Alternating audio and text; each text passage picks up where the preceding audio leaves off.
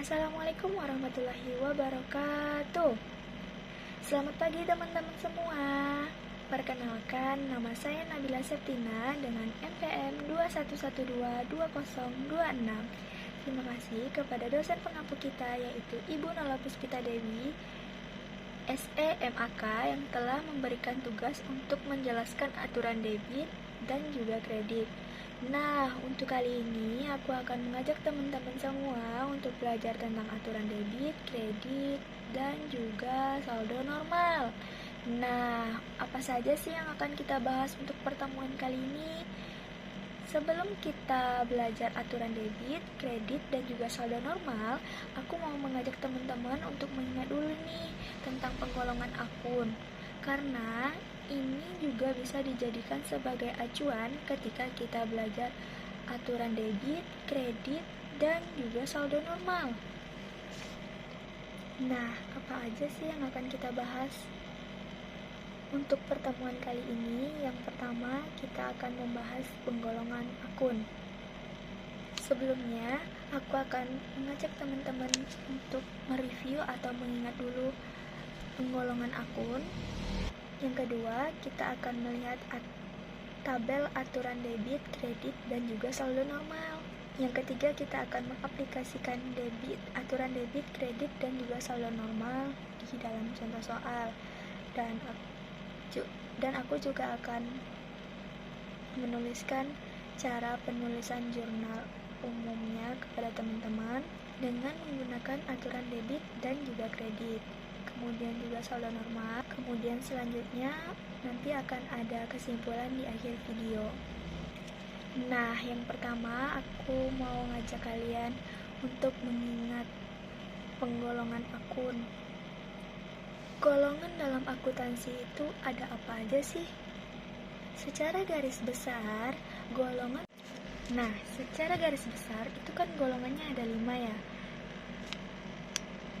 Yang pertama itu adalah golongan harta, yang kedua adalah golongan hutang, yang ketiga adalah golongan modal, yang keempat pendapatan, yang kelima beban. Yang pertama, golongan harta. Golongan harta itu contohnya apa aja sih? Contohnya misalnya akun kas, akun pendapatan. Secara garis besar golongannya itu yang ada 5 ya. Yang pertama, harta. Contoh harta ini apa aja sih? Yang pertama akun kas, akun piutang, akun perlengkapan, akun peralatan, kendaraan, dan lain sebagainya. Nah, kalau misalnya hutang itu ada contohnya adalah hutang usaha. Kemudian ada juga hutang bank dan lain sebagainya. Kemudian yang selanjutnya adalah modal. Modal di sini selanjutnya adalah modal ini nggak cuma uang ya. Modal ini juga bisa peralatan ataupun kendaraan. Kemudian ada pendapatan di sini kalau misalnya itu jasa ya. Kita bisa tulis pendapatan usaha gitu ya. Kemudian yang terakhir itu adalah beban. Beban itu contohnya ketika kita bayar uang listrik dan kita membayar gaji. Itu contohnya dari beban. Setelah ini kita akan melihat tabel aturan debit dan kredit ya. Misalnya yang di sebelah kiri ini penggolongan akunnya. Penggolongan akun terdiri dari 5 yaitu harta, yang kedua hutang, yang ketiga modal, yang keempat pendapatan, dan yang kelima beban. Ketika harta bertambah, penulisannya di debit, dan ketika harta berkurang, penulisannya di kredit. Ketika hutang bertambah, penulisannya di kredit. Ketika hutang berkurang, penulisannya di debit. Ketika modal bertambah, penulisannya di kredit, dan ketika modal berkurang, penulisannya di debit. Ketika pendapatan bertambah, penulisannya di kredit. Ketika pendapatan berkurang, penulisannya di debit. Dan ketika beban bertambah, penulisannya di debit. Ketika beban berkurang, penulisannya di kredit. Nah, anggap aja ini saldo normal ini ketika akun bertambah. Supaya lebih jelas, kita akan lanjut saja ke contoh soalnya.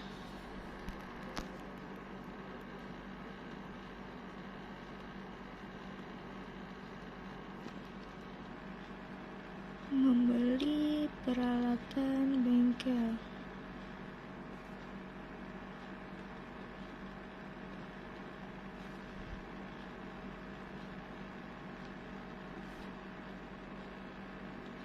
Senilai 12 juta.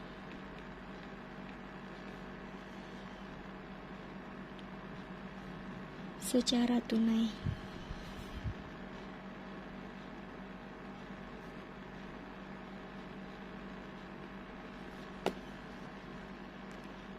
Di sini aku udah punya satu transaksi ya, yaitu membeli peralatan bengkel senilai 12 juta secara tunai. Nah, ingat ya, kalau misalnya ada transaksi, itu kan ada akun-akun yang misalnya ada transaksi, ada akun-akun yang berpengaruh karena adanya transaksi, misalnya membeli peralatan. Membeli peralatan berarti peralatan perusahaan tersebut bertambah nih.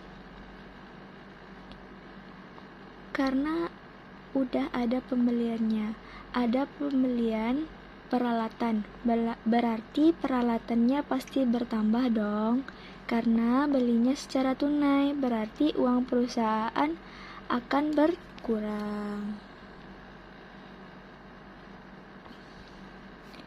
Berarti ini akan berpengaruh terhadap akun apa yang terpengaruh, yaitu akun yang berpengaruh adalah akun kasnya. Akun kasnya yang akan berpengaruh. Yang akan berkurang. Kayak gitu ya, gimana cara mengaplikasikan aturan debit kreditnya. Tadi aku udah tuliskan ada akun yang terpengaruh karena adanya transaksi ini, yaitu membeli peralatan, berarti peralatannya bertambah. Kalau secara tunai berarti berkurang kasnya. Nah, gimana cara mengaplikasikan aturan debit dan kreditnya? Misalnya tadi aku udah tuliskan ya, ada dua akun yang terpengaruh karena adanya transaksi ini.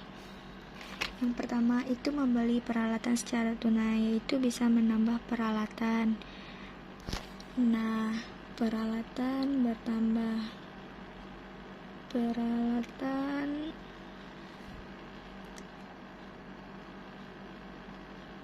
bertambah. Peralatan ini termasuk golongan apa?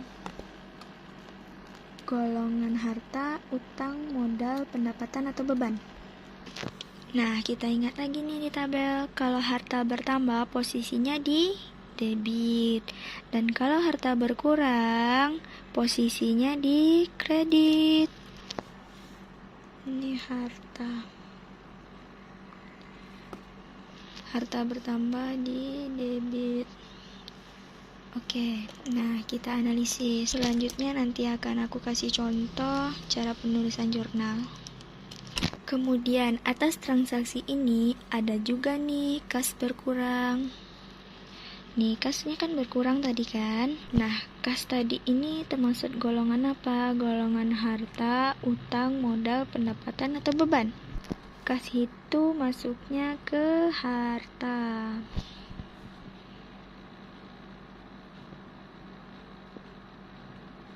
Kas berkurang termasuk harta.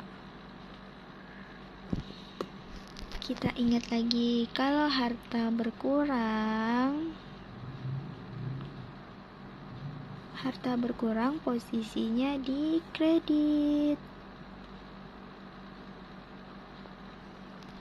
Nah, kalau kesimpulan, sebelum belajar aturan debit dan kredit, kita harus memahami tentang penggolongan akun.